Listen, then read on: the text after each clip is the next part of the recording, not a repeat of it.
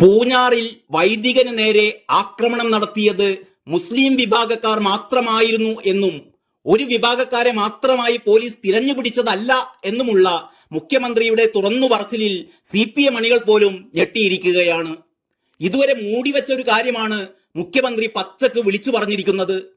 പറഞ്ഞത് രാഷ്ട്രീയ ചതുരംഗക്കളിയിലെ 1-ാം നമ്പർ കളിക്കാരനായ പിണറായി എന്ന ബുദ്ധിരാക്ഷസനായതുകൊണ്ട് അവരതിന്റെ പൊരുളറിയാൻ പരക്കം പായുകയാണ്. പൊരുളറിഞ്ഞവർ സ്വയം ചോദിക്കുന്നു, ലക്ഷ്യം ഉത്തരത്തിലുള്ളത് കിട്ടാനാണെങ്കിലും കക്ഷത്തിലുള്ളത് പോകുമോ? പോകില്ലെന്ന് ഉറപ്പുള്ളത് കൊണ്ടായിരിക്കുമല്ലോ പിണറായി പച്ചക്ക് ഇക്കാര്യം വിളിച്ചു പറഞ്ഞത്. ഈ സംഭവത്തിൽ പ്രതികളുടെ പേരുകളോ മതപശ്ചാത്തലമോ ഒന്നും ഇതുവരെ പോലീസ് വെളിപ്പെടുത്തിയിരുന്നില്ല. ന്യൂനപക്ഷങ്ങളുമായുള്ള മുഖാമുഖത്തിനിടെ KNM ഉപാധ്യക്ഷൻ ഹുസൈൻ മടവൂർ ഉന്നയിച്ച ഒരു ചോദ്യത്തിനുള്ള മറുപടി എന്ന നിലയിലാണ് പൂഞ്ഞാർ വിഷയം മുഖ്യമന്ത്രി പരാമർശിച്ചത്. പൂഞ്ഞാർ സെന്റ് മേരീസ് പള്ളിയിലെ അസിസ്റ്റന്റ് വികാരിയെ വണ്ടി ഇടിപ്പിച്ച കേസിൽ മുസ്ലിം വിഭാഗക്കാരെ മാത്രം തിരഞ്ഞുപിടിച്ച് പ്രതി ചേർത്തു എന്നതായിരുന്നു മടവൂരിന്റെ പരാതി. എന്നാൽ പൂഞ്ഞാറിൽ നടന്നത് തനി തമ്മാടിത്തരമാണെന്നും മുസ്ലിം വിഭാഗക്കാർ മാത്രമാണ് ആ കേസിൽ ഉൾപ്പെട്ടതെന്നും മുഖ്യമന്ത്രി തുറന്നടിക്കുകയായിരുന്നു. ഫെബ്രുവരി 23-നാണ് പൂഞ്ഞാർ സെന്റ് മേരീസ് പള്ളിയിലെ സഹവികാരി ഫാദർ ജോസഫ് ആറ്റുചാലിനെ ഈരാറ്റുപേട്ടയിൽ നിന്നെത്തിയ ഒരു കൂട്ടം യുവാക്കൾ പള്ളിമുറ്റത്ത് വെച്ച് വാഹനമിടിപ്പിച്ചു കൊല്ലാൻ ശ്രമിച്ചതായ പരാതി ഉയർന്നത്. സംഭവത്തിൽ പ്രായപൂർത്തിയാകാത്തവരടക്കം +2 വിദ്യാർത്ഥികളായ 27 പേരെ വധശ്രമ കേസ് ചുമത്തി അറസ്റ്റ് ചെയ്തിരുന്നു. പക്ഷേ അറസ്റ്റിലായവരുടെ പേരോ മറ്റു വിവരങ്ങളോ പോലീസ് വെളിപ്പെടുത്തിയിരുന്നില്ല. ക്രിസ്ത്യൻ പാതിരിമാരെ ആക്രമിക്കുന്നത് സംഘപരിവാറുകാർ മാത്രമാണ് എന്ന നരേറ്റീവ് പൊളിയാതിരിക്കാനുള്ള സൂത്രമായിരുന്നു അത്. മുസ്ലിം വിഭാഗം കേരളത്തിൽ പള്ളിയിലെ ഒരു വികാരിയെ ആക്രമിച്ചു എന്ന് പുറത്തറിഞ്ഞാൽ മണിപ്പൂർ പ്രശ്നമൊക്കെ ഉയർത്തിക്കാട്ടി സംഘപരിവാറുകാരെ പഴയ പോലെ ഏകപക്ഷീയമായി അടിച്ചിരുത്താൻ കഴിയില്ലല്ലോ.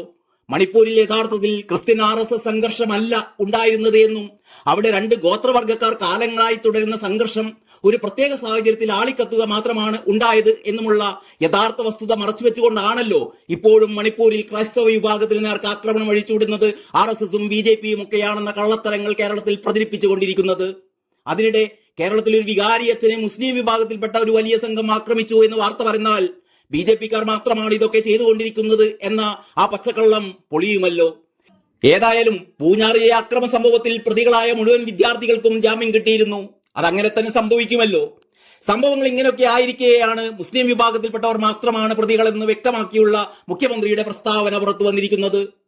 ക്രൈസ്തവ വിഭാഗത്തിൽ നിലനിൽക്കുന്ന ആശങ്കകൾ അകറ്റാനും അവർക്കൊപ്പമാണ് തങ്ങൾ എന്ന ധാരണ പരത്താനുമായിരിക്കണം പിണറായി അക്രമകാരികൾ മുസ്ലിം വിഭാഗത്തിൽപ്പെട്ടവർ മാത്രമാണെന്ന വസ്തുത പച്ചക്ക് വിളിച്ചു പറഞ്ഞത്. വരാനിരിക്കുന്ന തിരഞ്ഞെടുപ്പിൽ ക്രൈസ്തവ വിഭാഗത്തിന്റെ വോട്ടുകൾ കൂടി സ്വന്തമാക്കാനുള്ള പിണറായിയുടെ അടവ്. CPMന്റെ ന്യൂനപക്ഷ പ്രേമം മുസ്ലിം വിഭാഗത്തോട് മാത്രമാണ് എന്നും ക്രൈസ്തവ വിഭാഗത്തെ കൈവിട്ടു എന്നുമൊക്കെയുള്ള ധാരണ പൊളിക്കാനുള്ള പിണറായിയൻ അടവ്. മുസ്ലിം വിഭാഗത്തിന്റെ വോട്ട് ബാങ്ക് തൽക്കാലം UDFിലേക്ക് ഷിഫ്റ്റ് ചെയ്യുകയില്ല എന്ന് പിണറായിക്ക് നന്നായിട്ട് അറിയാം.